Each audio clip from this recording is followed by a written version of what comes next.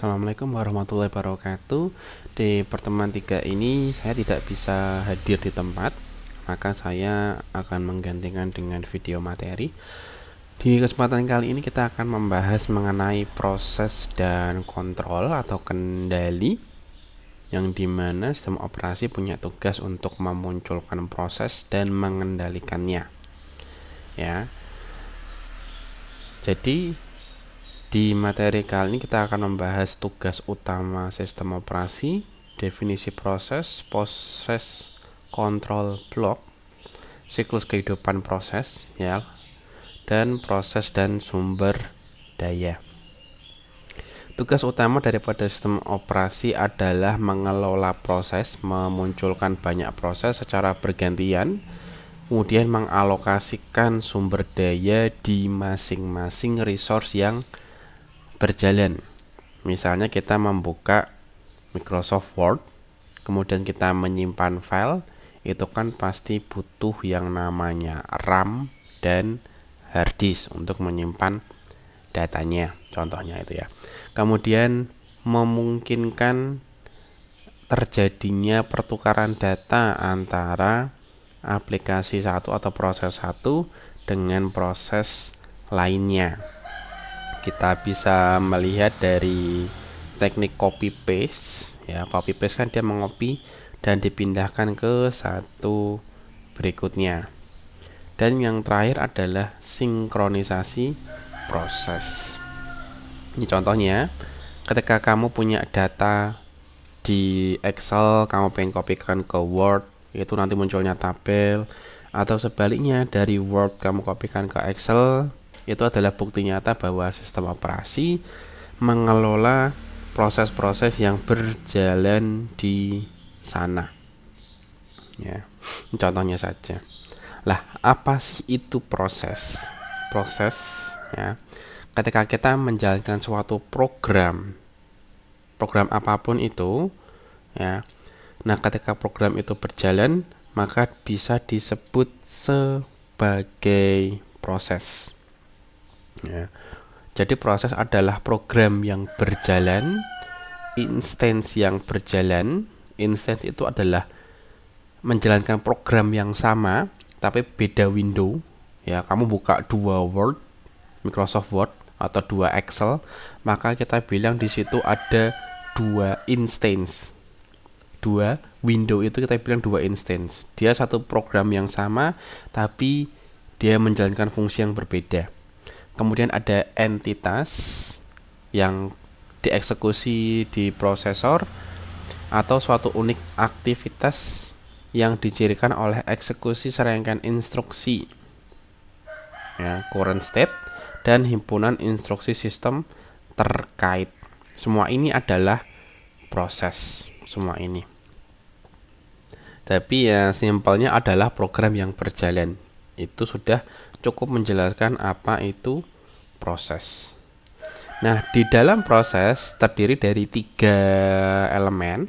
Yang pertama adalah kode programnya, ya, program apa, Excel, Word, itu yang paling atas. Kemudian ada sekumpulan data yang diolah, ngetik, Excel, data Excel, dan atribut status daripada proses itu. Ya. Misal lagi running, lagi initializing, atau terminated, itu adalah status. Itu adalah komponen daripada proses. Nah, elemen-elemen ini kemudian dibuat dan dikelola oleh sistem operasi. Sistem operasi yang mengatur itu semuanya, ya. Karena untuk memastikan bahwa data maupun proses bisa berjalan dengan baik. Ya. Ini yang ada di dalamnya ada identifier, state, priority, program counter, memory pointer, context data, IO status, information, accounting information. Itu informasi yang ada di dalam elemennya. Ya. Memberikan dukungan bagi banyak proses sehingga disebut dengan proses kontrol blok atau balok pengontrol proses. Ini elemen-elemen yang dipakai sistem operasi untuk mengelola proses. Contohnya identifier. Identifier ini untuk membedakan program satu dengan program lainnya. Meskipun programnya sama-sama Microsoft Word, tetapi belum tentu ID-nya sama.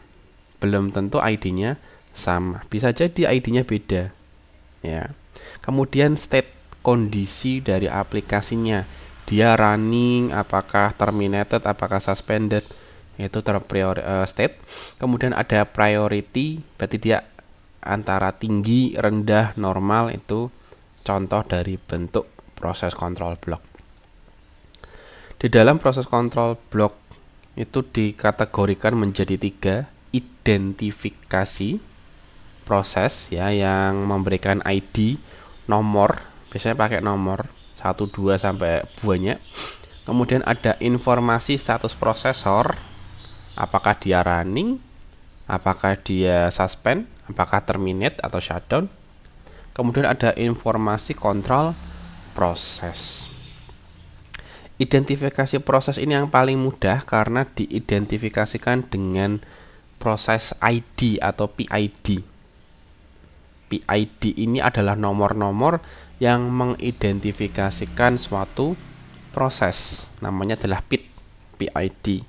PID hanya bisa terlihat dari Resmon Windows atau top dan edge top dari Linux atau Unix. Jadi kalau kamu buka Resmon, buka top di Linux, kalau kamu melihat angka-angka ini, itu adalah PID atau identifikasi daripada proses. Ya, ini contohnya PID, contohnya saja. Kemudian informasi status prosesor, ya, dia terdiri dari register user visible, register control, dan status. Kemudian ada penunjuk stack.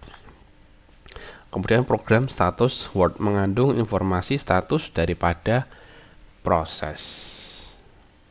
Ya, dia akan melihatkan isi daripada registernya. Kemudian ada information control process, informasi tambahan yang diperlukan sistem operasi untuk mengontrol dan mengkoordinasi berbagai proses aktif. Informasi-informasi tambahan yang biasanya dipakai untuk mengendalikan proses yang aktif, ya. Kalau yang mati, jadi dia nggak bisa diapa-apakan. Kemudian ada peran PCB. PCB itu punya fungsi, diantaranya mendefinisikan status daripada OS, kemudian menjadi syarat proteksi, ya. Proses kontrol mensyaratkan proteksi. Rutin yang salah dapat menyebabkan kerusakan terhadap blok, meniadakan kemampuan SO untuk mengelola proses. Jadi dari blok-blok tadi kita bisa tahu bahwa proses itu dia berjalan dengan baik atau tidak. Karena bisa jadi, ya, proses itu berjalan seperti zombie. Ya, zombie bisa berjalan seperti zombie. Dia berjalan, ya, tetapi tidak bisa diterminasi. Akhirnya dia melayang-layang di sistem. Itulah pentingnya ada yang namanya proses control block. Nah, perubahan desain terhadap blok ini dapat mempengaruhi banyak modul SO. Itulah kenapa proses control block di Windows itu berbeda sekali dengan proses control block di Linux, karena memang cara memanage proses itu berbeda, ya. Jadi memang tidak sembarangan kita bisa menyamakan cara mematikan proses di Windows dan Linux, itu tidak bisa. Beda teknik. Ya, makanya proses control blocknya caranya berbeda. Meskipun secara elemen dia sama. Nah, dalam pembuatan proses, ya, proses itu punya kehidupan. Dia nyala, berhenti, mati, nyala, gitu terus semuanya. Ya. Contohnya, SO membangun struktur data untuk mengelola proses. Nanti akan dibangunkan sebuah listing khusus yang dibuat oleh sistem operasi yang gunanya yaitu mengelola proses. proses dibuat oleh SO, tetapi proses itu sendiri bisa membuat proses lain, subproses. Ya. Jadi kayak kalian buka Chrome, ini kejadian nyata ya. Chrome itu ketika kalian bukanya satu, ketika kalian lihat di text manager, kalian bisa melihat anakannya banyak. Ya, anakannya ini tergantung daripada jumlah tabnya, atau ya add-on yang diinstal di sistem. Nah, nanti aplikasi utama inilah yang disebut dengan proses induk, tetapi proses yang dia dieksekusi oleh proses induk disebut dengan proses anak atau child process. Ya. Nah, dalam penghentian prosesnya sendiri itu punya cara khusus untuk menghentikan aplikasi berjalan. Di Windows memang kita tidak bisa melihat karena tinggal end task di task manager selesai, tapi kalau di Linux punya cara-cara khusus dalam menghentikan sistem. Diindikasikan dengan nomor 1 sampai 15. Ada sigterm, sigkill, ya, sighub. Itu banyak sekali cara yang dipakai untuk Linux untuk menghentikan aplikasi. Cuma yang paling kejam itu adalah sigkill, signal kill. Karena ya dia artinya membunuh apapun, membunuh proses apapun yang terjadi. Beda dengan sigterm, itu dia mengirimkan signal untuk melakukan terminasi, berarti menyuruh aplikasi itu untuk berhenti secara benar. Ya. Nah, instruksinya bisa berupa apa? Halt, instruksi alert, aksi pengguna, logout atau keluar aplikasi, kesalahan error atau interrupt, atau dihentikan oleh proses induk. Kalau yang dihentikan oleh proses induk itu sifatnya otomatis, user tidak perlu ikut campur. Tapi kalau yang kesalahan error itu secara natural terjadi, ya namanya error ya, kita nggak bisa ngapa-ngapain. Kemudian kalau yang 1-2 itu murni dari user itu bisa terjadi. Ya. Ini adalah contoh model proses dual state. Ya. Aplikasi dibuat, dia tidak berjalan, di dispatch ke prosesor, dia akan berjalan. Ya, dia akan menunggu terus di sini sampai aplikasi ini selesai, dia exit, atau gantian, dia akan di pause, proses yang berikutnya dia berjalan.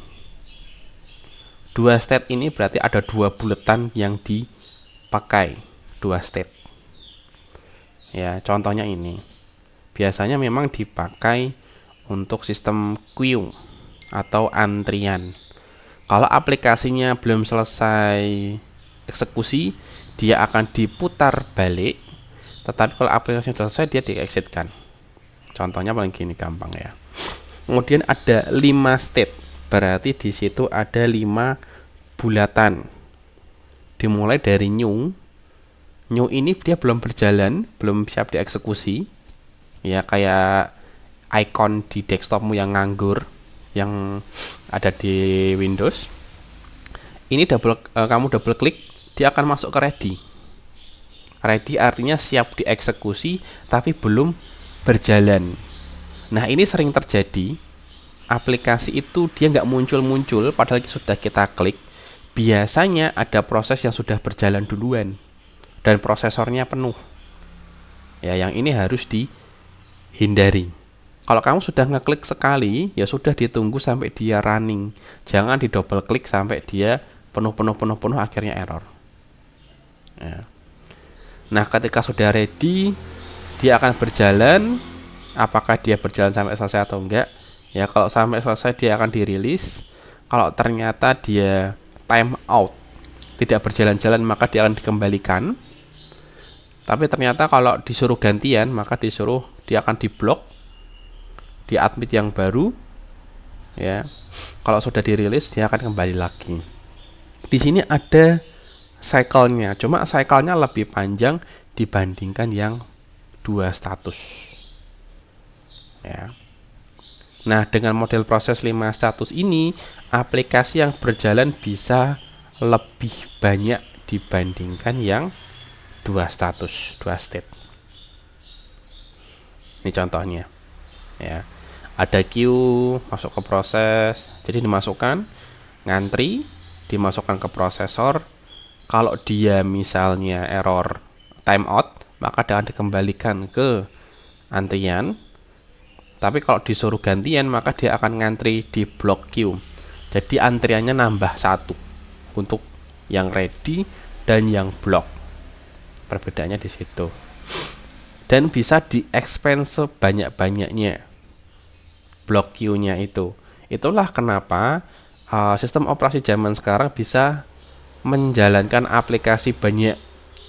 Ya, kenapa bisa banyak? Karena antrian untuk wait-nya bisa lebih banyak.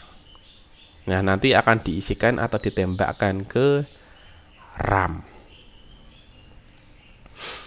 Nah, dalam penghentian sementara proses ada tambahannya lagi dari 5 state itu, prosesor lebih cepat daripada I/O. Jadi kadang ada nunggu prosesnya, nunggu hard disk, nunggu mouse, nunggu keyboard, maka muncul 2 state baru, block suspend atau ready suspend. Keduanya sama-sama tipe suspend, tapi yang satu dia modenya lagi di block karena lagi menunggu I/O, atau ready karena sudah mengakses I/O. Ya. Jadi antriannya nambah jadi 2. Dia masuk new, ya, aplikasi baru dimasukkan ke admit, siap dijalankan, ya, ready, kemudian dijalankan, aplikasi berjalan sampai dia ketembak di I/O. Contoh yang paling gampang adalah printer. Misal ternyata printernya lagi dipakai, ya, otomatis aplikasi antara dia mengeluarkan error karena printernya dipakai atau dia menunggu, dia akan diblok, ya, proses untuk ngeprintnya itu akan diblok. Nah, sampai dia bisa ngeprint, ya, dia akan di suspend kemudian diaktifkan. Ya, proses ini memang tergantung daripada I/O. Jadi misalnya ketika kalian lagi buka aplikasi, lagi pengen mengakses hard disk, mengakses flash disk, kok nggak jalan-jalan, jangan dipaksakan. Kalau dia dipaksakan nanti error. Ya, dia ngehang karena ini, dia keblok karena I/O-nya tidak bisa diakses, hard disknya nggak bisa diakses, flash disknya nggak bisa diakses, makanya dia ngehang. Dia baru ngelepas ketika I/O-nya sudah bisa diakses. Itu penjelasannya kenapa ada ngehang ketika lagi ngakses hard disk. Ya, ini juga pengembangan lebih lanjutnya ketika menjadi 7 state. Kalau ini kan 6 state, ketambahan suspend. Kalau ini ketambahan ready suspend sama block suspend. Ya, makin lama dia makin rame state-nya. Ya. Jadi ketika aplikasi di admit pertama kali, dia bisa masuk ke ready suspend atau ready, tergantung dari keadaan prosesor dan I/O-nya. Ya. Nah, kenapa harus disuspend proses itu? Ya. Alasan yang pertama adalah swapping. Ketika RAM-nya habis, maka mau nggak mau sistem operasi harus mindahkan data di RAM ke virtual memory. Namanya adalah swapping. Kita geser. Kamu masuk ke hard disk dulu biar proses baru bisa masuk. Alasan SO lainnya, SO mengira proses menyebabkan suatu masalah di aplikasinya itu terjadi error karena ngehang, ngakses hard disk lah, ngakses flash disk yang error lah, akhirnya di situ ada masalah, akhirnya disuspend. Kemudian request user secara interaktif, kita bisa melakukan suspend karena pingin debugging atau mencari bug, itu bisa. Kemudian karena timing proses yang dieksekusi secara periodik, ya, akhirnya harus disuspend karena ada timingnya, ada timernya. Dan yang terakhir adalah request proses induk. Jadi induk itu bisa berperan sebagai user yang bisa mensuspend proses sesuai dengan statusnya. Ya. Nah, proses sendiri ya juga memerlukan yang namanya sumber daya seperti yang saya bilang tadi. Proses mengakses I/O, proses mengakses RAM. Ketika kita membuat proses memerlukan sumber daya komputer, entah itu RAM, I/O, memori, prosesor, pasti akan dipakai oleh proses. Ya. Jadi kita mau menjalankan aplikasi apa, RAM-nya kita ndak ada, RAM-nya penuh, akhirnya aplikasi nggak jalan, ngehang, atau prosesornya lagi sibuk, maka prosesnya nggak jalan-jalan. Itulah kenapa proses itu membutuhkan sumber daya. Kalau kamu ngeran aplikasi, coba dicek RAM-nya penuh atau prosesornya lagi sibuk. Ya, kalau aplikasi nggak jalan-jalan. Kemudian ada pengontrolan sistem operasi. Sistem operasi itu dikontrol. Tabel informasi dibangun untuk setiap entitas yang dikelola oleh sistem operasi, seperti tabel kontrol SO, tabel memori, tabel I/O, tabel file, dan tabel proses. Itu semuanya dikelola oleh sistem operasi. Ya, pengelolaannya oleh sistem operasi. Ini contohnya. Ya. Tabel kontrol sistem operasi. Memori dia diakses oleh memory table, device itu I/O, file itu ada file table, dan proses ada proses table.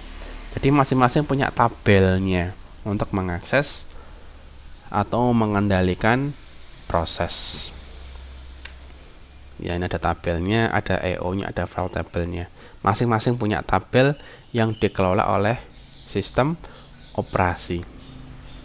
Yang pertama adalah tabel memori. Tabel memori ini manfaatnya adalah menjaga track dari memori utama dan sekunder. Memori utama yaitu memori prosesor, sekunder itu seperti RAM dan hard disk. Nah, tabel ini harus menyediakan informasi seperti alokasi main memory. Dia harus ngasih tahu proses. Nah, ini loh, di sistemku adanya RAM-nya cuma segini, ya, RAM-nya segini. Makanya ketika kalian menjalankan aplikasi RAM-mu penuh, dia akan lambat. Kenapa? Dia akan memasukkan yang bisa, sedangkan yang enggak bisa masuk ini harus menunggu. Ya, makanya loadingnya lemot.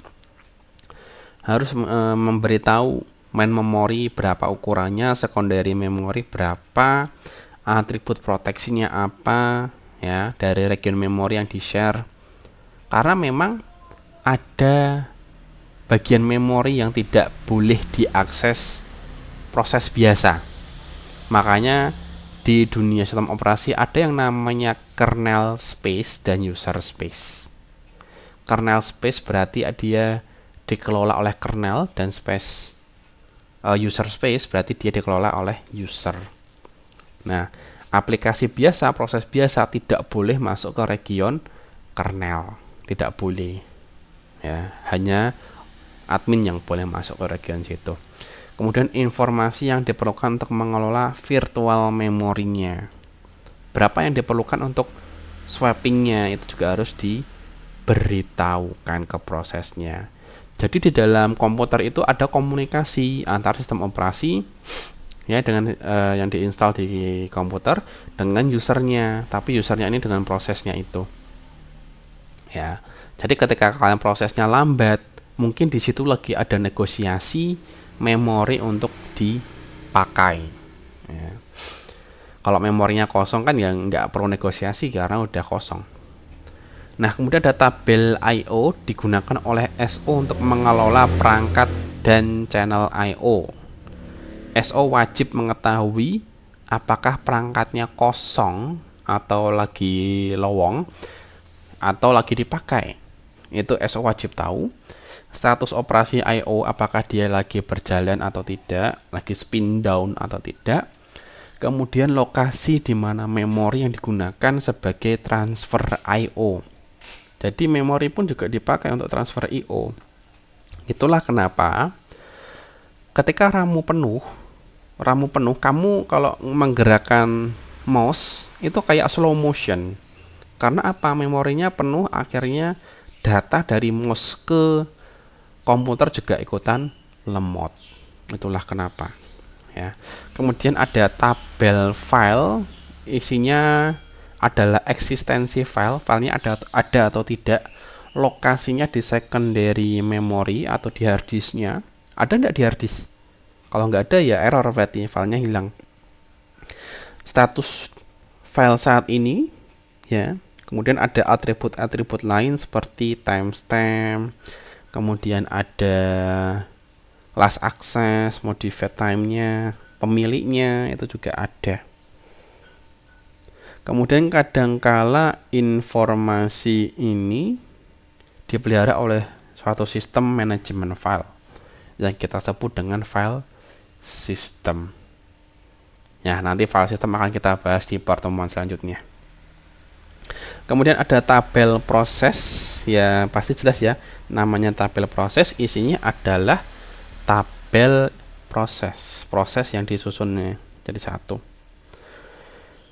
Nah, apa isi dari tabel proses ini? Status terkini, dia running, suspend, terminate, PID-nya, nomornya, lokasinya di memori, apakah dia ada di RAM atau lagi di swapping, dan lain-lain. Jadi banyak sekali isinya. Kemudian juga ada PCB-nya, proses control block-nya, disebut pula proses image, merupakan koleksi program, data, stack, dan atribut tabel proses. Kemudian ada mode eksekusi, modus user, ya, dimana user dia memiliki permission yang dia less privilege atau kurang, maupun yang dia dalam mode yang dia more privilege atau admin. Ya, tapi rata-rata user yang ada di komputer itu adalah less privilege, yang dimana dia tidak boleh mengotak-ngatik sistem tanpa izin, kecuali kalau sudah masuk yang mode privilege, ya, itu mode root, mode admin, dan kernel space dari sistem operasi. Ya. Oke, itu saja kurang lebihnya. Saya ucapkan terima kasih. Wassalamualaikum warahmatullahi wabarakatuh.